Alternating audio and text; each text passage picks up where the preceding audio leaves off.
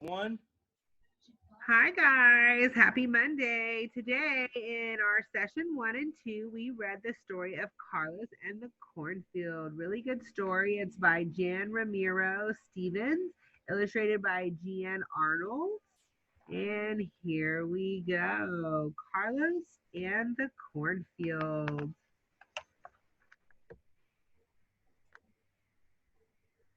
Carlos bent down to look through the side of the glass case, then stood on his tiptoes to peer in from the top.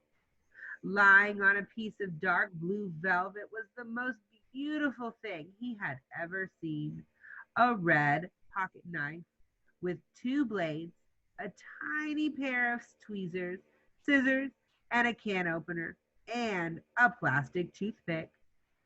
Que hermosa! How beautiful, he said, admiring the knife from all angles. Carlos took all the change from his pocket and counted it slowly, hoping he had enough money to buy the red knife, but he was still several dollars short. At this time, we were thinking about connections that we made to the story of those shoes. This is another character who does not have enough financial ability to buy the things that they're wanting. He wants this pocket knife here. Mr. Keeper, can you tell our scholars what exactly you would use a pocket knife for? Well, as it says in the story, pocket knives are really fun. I know when I was in Boy Scouts as a kid, we used pocket knives, the knives for can openers. There's like a little butter knife looking thing in there. There's a knife, had some scissors in there as well. You use pocket knives a lot on camping. Oh, yes, awesome. Thank you so much. Of course. Disappointed, he felt Senor Lopez's store, hopped on his bicycle, and pedaled quickly down the street. After a few curves, the road turned to a dirt and the houses came farther and farther apart. Carlos and his family lived in the fertile Espinosa Valley in northern New Mexico. Their home, with its thick adobe walls and high pitched tin roof, was next to a large field that Carlos's father planted each spring in rows of sweet yellow corn. How Carlos loved corn! He loved hot corn tortillas, spicy corn tamales at Christmas time, and corn on the cob, shiny with butter and sprinkled with salt. On cool fall mornings, he loved hot cornmeal pancakes drizzled with honey. Hey, Miss Winter, Oh, yeah. can you help me with describing the setting of Carlos' Ooh, good home? question.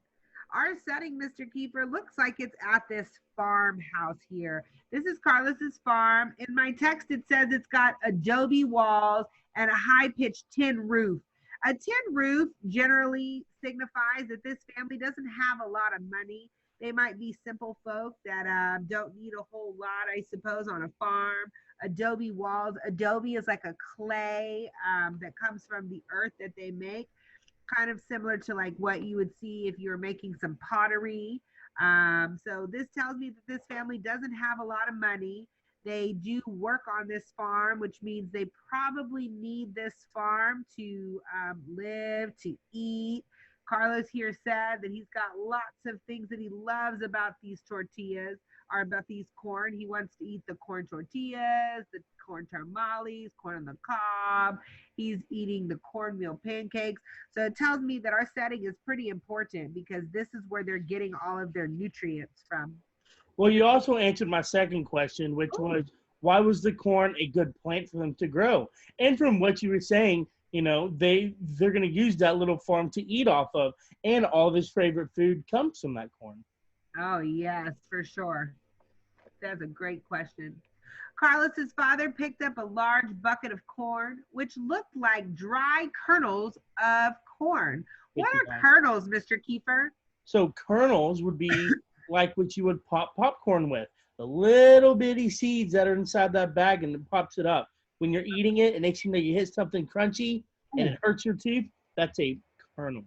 ooh, yes, I'm remembering that now. They're kind of like a brownish color. They look Yeah. like a teardrop. Yep. It's Yes, a okay, seed. great, perfect. This seed must be planted in a very special way, Papa said, as he handed Carlos the bucket. You must walk down the first row and drop 3 seeds, no more, in each hole. Otherwise, the corn will not grow right.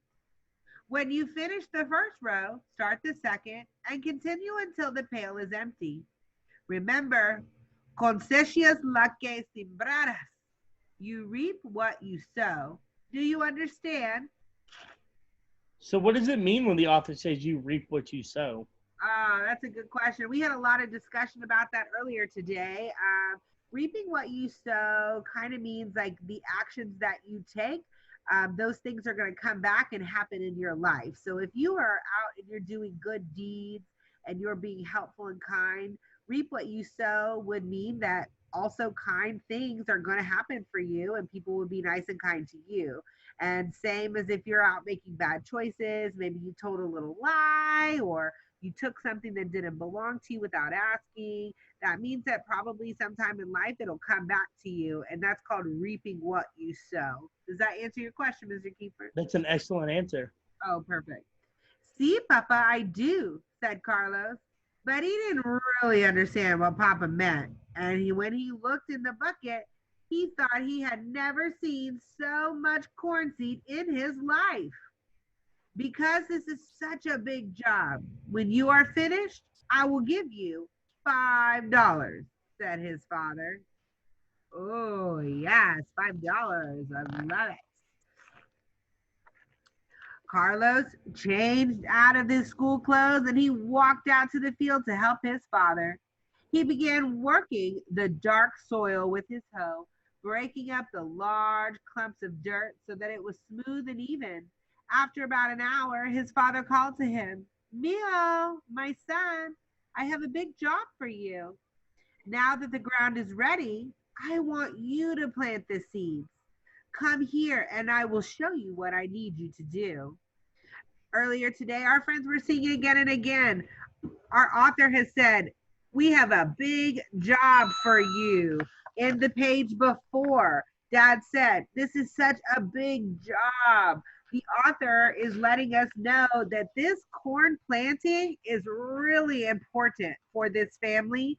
And as we talked about, it's probably their main source of food, which means it's probably really why it's important that it's done correctly, how the dad wants him to do it. Carlos could hardly believe his good fortune. What does fortune mean, Mr. Keeper? Fortune would mean luck. Like he was super lucky. It can also mean money too. Okay, so Carlos could hardly believe his good luck. Carlos could hardly believe his good money. I think luck. I think we're going luck, yeah. Yeah. Okay, so Carlos could hardly believe his good fortune. With the $5, he would have enough money to buy the red pocket knife in Senor Lopez's store. Carlos was almost too excited to sleep that night. And right after breakfast, he ran outside to begin his job. Ooh, Mr. Keeper, what is this telling us about the type of character that we have here? I think he is super excited, and he's seeming to be a hard worker because he really wants that money. Yeah, what kind of traits do hard workers have? What does that tell you about a person if they're a hardworking person? I would say he's honest. He is careful. Yeah. What else? I like it. I think those are good ones. I think he's probably an honest person. I see him putting 1, 2, 3 seeds here. So he seems like he's a pretty good boy, follows directions well. Oh, obedient maybe? Obedient. I like it. Uno, dos, tres. Carlos counted out 3 seeds and dropped them into the first hole. When he was finished with the long row, he turned around and looked back at where he started. It seemed so far away. But when he looked in his bucket of corn seed, it looked just as full when he had started. Dios mío! Oh my goodness, he thought. I've planted all these seeds, but it doesn't seem like I've had used any yet. I'll have to work even harder. So he moved to the next row and he started again. Miss Winter, what are some things that we've learned about Carlos so far? Ooh, I think the things that we've learned is that really he's a hard worker. He definitely is taking his time. He's a diligent worker. I see that he's counting, making sure 1, 2, 3. I see he's putting the right amount of seeds. He seems like he might be a little bit overwhelmed. This Dios mío. Oh my goodness. He thought he's feeling like so many seeds in this bucket. So much stuff. I still think he's still super excited to plant this corn because he wants that money for his pocket knife. Yeah, I agree with that too. Uno, dos, tres, he said to himself, counting the seeds. And finally, he finished the second row again, and he looked into the bucket. Still, there seemed to be almost no difference in the number of seeds left.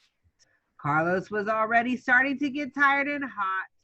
He thought he would never finish his job. Mr. Keeper, do you see a signpost here? I see a couple again and agains with the uno, dos, tres. I see some CC moments because originally he was super excited to plant. And now all of a sudden he's super tired and it almost seems like he wants to stop planting. Oh, yes, I agree with you, Keith, for sure. Let's see. Just then, he had an idea. Oh, that's aha moment. Here we go. If he put 4 or 5 seeds into each hole instead of just 3, he could be finished much sooner. He began to count. Uno, dos, tres, cuatro, cinco. 5 seeds in each hole this time. At the end of the 6th row, he looked in the bucket again. The pail still seems almost as full as before. Mr. Keeper, I'm seeing it again and again. Do you? I see it again and again with all the saying how the pail still seems super full. Yep. Yeah, he's seen it. The authors put this here to tell us, Keith, that we are so overwhelmed right now. Our character, he's like, oh my gosh, why will the seeds not go away? I just don't even know what to do. I'm so overwhelmed. And that's the point of that again and again. He was going to have to do something different to finish in time. Why not put 6 seeds in each hole? Oh man. Miss Winter, what problem is emerging from this story? Oh man, I was just thinking to myself, woo, how many seeds was he supposed to put in there to begin with, Mr. Keeper? 3. 3. And now he has put double. He is putting 6 seeds inside of there. That's telling me it's trouble because his dad said that the plants would not grow right if he didn't do it the special way. And 6 seeds is not the special way. I wonder if that means the plants are going to grow 6 times as higher. Oh, maybe. That might be a good thing, though. So I don't know. Maybe it's going to be like Jack and the Beanstalk, and then they're really tall. That would be cool. Uno, dos, tres, cuatro, cinco, seis. He said out loud as he dropped 6 kernels into the ground. But even that did not finish the job. Again, he's still feeling defeated. So you know what Carlos did? So Carlos scooped out a handful of seeds for each hole, and quickly he emptied the bucket, leaving the last 2 rows unplanted. Excitedly, he ran up to the house where his father was having a drink of water. Papa, Papa, I'm finished, said Carlos, and he hurried to his room to get his money, hidden in his dresser drawer underneath his t-shirt. When Carlos returned to the kitchen, his father handed him a $5 bill. This is for you, mijo. You deserve it for working so hard. Thank you, Papa, said Carlos, and he ran outside, grabbed his bicycle, and was off to Senor Lopez's store. Miss Winter, how do you know that Carlos's father trusts Carlos? You know, Mr. Kiefer, I was just thinking that question myself. I'm thinking that he had a lot of trust because if I send Kennedy out to plant seeds, I'm thinking I'm going to go outside and check to see that she did it right. Sometimes she forgets. Sometimes she gets a little lazy. So I would check. Carlos's father, he didn't check him. He just gave us $5. It sounds like he really trusted his son to be doing the right thing. Oh yeah, I wonder if he trusts him because he's expected to do the right thing. He's expected to be obedient. Yeah, I was seeing some contrast as well, Mr. Kiefer. I saw a contrast and contradiction right here when it says, you deserve it for working so hard. Carlos was working hard to begin with, but not at the end. He was not following directions. And when the work got really hard, he started thinking of ways to make it easier. And I'm just not sure if that was the right choice or not because his dad really said a special way. And so I just don't think that was a good idea. So I'm having a contrast of what he should have done. And then that also makes me think, look how excited he is. I was thinking in the beginning of the book that Carlos was like a good friend, that he was a hard worker, right? Isn't that what you Yeah. said? He was a hard worker. And I don't know. I'm just thinking like he should be feeling like guilty, right? He lied to his dad and he did not do the right thing and he still took that money so he could go and get his store. That tells me Carlos doesn't really understand the kinds of consequences that might happen from his actions. Yeah. Yeah. And so, friends, that's where we stop for today. It was a really good book. Oh, got some more stuff. Not going to ruin it for you. So, if you'd like to see what's going to happen in the rest of our book, we hope to see you on Friday for the second half. And if you're not able to tune in, catch us on our YouTube channel. Bye.